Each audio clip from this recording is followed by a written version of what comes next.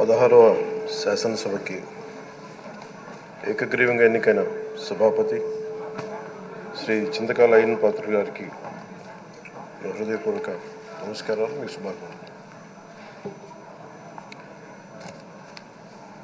ఇది నేను మొదటిసారి అసెంబ్లీలోకి అడుగు పెట్టడం. ఇలాంటి సుదీర్ఘ రాజకీయ అనుభవం ఉన్న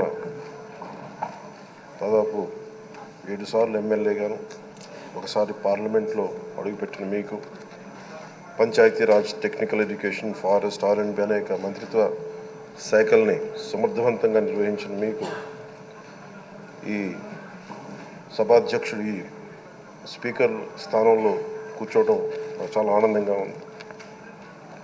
ఎన్ని దశాబ్దాలు ప్రజలు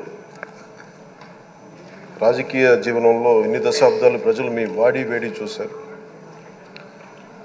మీకు కోపం వస్తే ఋషికొండను చెక్కినట్టు ప్రత్యర్థులకి పదునైన ఉత్తరాంధ్ర యాసలో గుండు కొట్టేస్తారు. ఒకటే బాధేస్తా ఉంది సార్, ఇకపైన మీకు తిట్టే అవకాశం లేకపోవడం. కానీ ఇక మీద సభలో ఎవరు తిడుతున్నా దాన్ని ఆఫ్ చేసే బాధ్యత మీ చేతిలోనే ఉంది. మీరే మైక్ ఆఫ్ చేయాలి. అంటే మా చిన్నప్పుడు నేను చూసేవాడు, ఒకసారి అల్లరి చేసే అబ్బాయిని క్లాస్ లీడర్ చేసేవాడు చిన్నప్పుడు మా స్కూల్లో. కానీ ఇన్నాళ్ళు ప్రజలు మీ వాడి వేడి పలుకులు, మీ ఘాటైన వాగ్దాటి చూశారు. ఈ రోజు నుంచి రాష్ట్ర ప్రజలు మీ హుందాతనం చూస్తారు.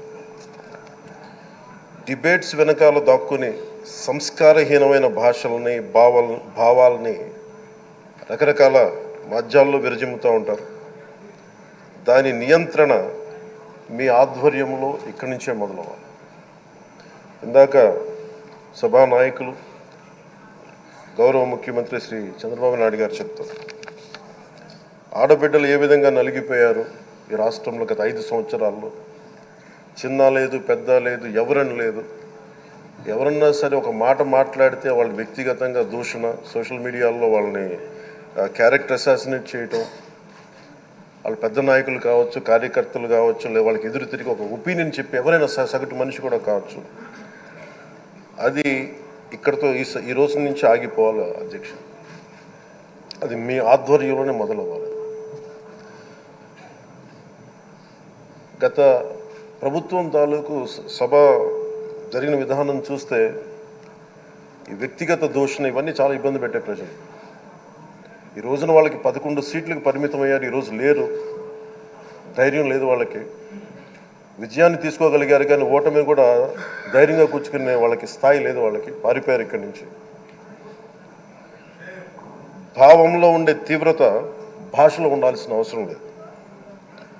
భాష మనుషుల్ని కలపడానికి కానీ విడగొట్టడానికి కాదు. భాష విద్వేషం రేపడానికి కాదు, పరిష్కరించడానికి. ఎంత జటిలమైన సమస్య అయినా, భయంకర సమస్య అయినా చర్చల ద్వారా పరిష్కరించుకోవడానికి కానీ వివాదం సృష్టించడానికి కాదు. ఈ సభ ఉన్నది అందుకు.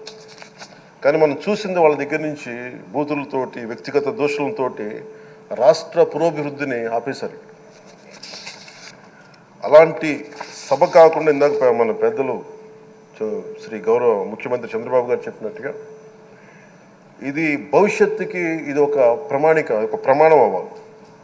2047 వరకు ఇంత అద్భుతమైన స్థానంలో మనకి ఆంధ్రప్రదేశ్ తెలుగు జాతి ఉన్నత స్థాయికి వెళ్ళాలంటే ఈరోజు మనం వేసే ప్రతి అడుగు అది భవిష్యత్ తరాలకు ఒక నిర్దేశక, ఒక టచ్ స్టోన్గా ఉండిపోవాలి, గిట్ రాయిగా ఉండిపోవాలి. ఈ రోజున ఈ సభలో ఉన్న గౌరవ సభ్యులందరూ చట్టాలు చేయడానికి ఉన్నారు, చట్టాలు ఉల్లంఘించడానికి కాదు. విభేదించడం అంటే ద్వేషించడం కాదు, వాదించడం అంటే కొట్టుకోవడం కాదు. ఇవన్నీ విభేదించడం, వాదించడం ఇవన్నీ ప్రజాస్వామ్యానికి చాలా మౌలికమైన పునాదులు.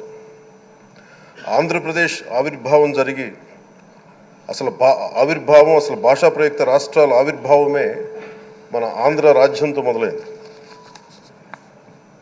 అమరజీవి పొట్టి శ్రీరాములు గారి బలిదానం మీద మన రాష్ట్రం పుట్టింది.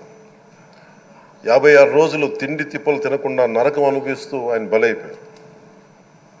ఆయన మరణానికి చేరువవుతూ ఆమరణ నిరాహార దీక్ష చేసిన ప్రతిరోజు మనకి దాదాపు ఈ సుదీర్ఘమైన 6 దశాబ్దాల కాలం, 1.5 సంవత్సర కాలం అంటే ఆయన ప్రతిరోజు చావుకు చేరువవుతూ భోజనం లేకుండా ఆయన గడిపిన ప్రతిరోజు మనకి 1.5 సంవత్సర కాలం. అలాంటి నేపథ్యంలో అలాంటి మహోన్నతుడు శ్రీ పొట్టి శ్రీరాములు గారి త్యాగాన్ని కనుక మనం ఈ సభలో ప్రజా సంక్షేమం కోసం మాత్రమే చర్చలు జరగాలి, వాదోపవాదాలు హద్దులు దాటకుండా ఉండాలి, వ్యక్తిగత దూషణకి తావివ్వకుండా ఉండాలి. అలా కాకుండా గత ప్రభుత్వంలాగే ఈ సభని తిట్లకి బూతులకి కొట్లాటికి వాడితే ప్రతి నిమిషం పొట్టి శ్రీరాములు గారి బలిదానాన్ని అవమానం చేసినట్టే. ఒక గొప్పవాడు, ఒక మహానుభావుడు బతికినప్పుడు మాత్రమే కాదు, చనిపోయిన తర్వాత కూడా కొన్ని తరాలు ఉపయోగపడతారని నిరూపిస్తారు. అలాంటి కోవకు చెందిన మహానుభావులు ఆంధ్ర రాష్ట్ర సృష్టికర్త, భాషా ప్రయుక్త రాష్ట్రాలకు శ్రీకారం చుట్టిన ద్రష్ట, అమరజీవి శ్రీ పొట్టి శ్రీరాములు గారి స్మృతిలో ఒక విలువలతో కూడిన ఒక సత్సాంప్రదాయాన్ని తెరలేపుతూ మీ ఆధ్వర్యంలో ఈ సభ జరగాలని, ఈ 5 ఏళ్ల ప్రజా ప్రస్థానంలో ఈ విలువైన 5 ఏళ్ళు రాబోయే తరానికి గొప్ప భవిష్యత్తునిచ్చేలా, అన్నం పెట్టే రైతుకి, కౌలు చేసుకునే రైతుకి, రైతు కూలీకి అండగా ఉండేలా, మహిళలకి భద్రతతో పాటు ఉన్నత స్థాయికి ఎదిగేలా, ప్రభుత్వ ఉద్యోగులకి భద్రత కల్పించేలా, పశువు పక్షి ప్రకృతి సర్వజనులందరికీ కూడా మతాలకి ప్రాంతాలకి అతీతంగా సుభిక్షంగా అభివృద్ధి పదంలో ఆంధ్రప్రదేశ్, ఆంధ్ర రాజ్యం అద్భుతమైన ప్రగతి సాధించేలా ఈ చర్చలు సాగాలని కోరుకుంటూ, సభాపతి అయ్యన్న పాత్రుడి గారికి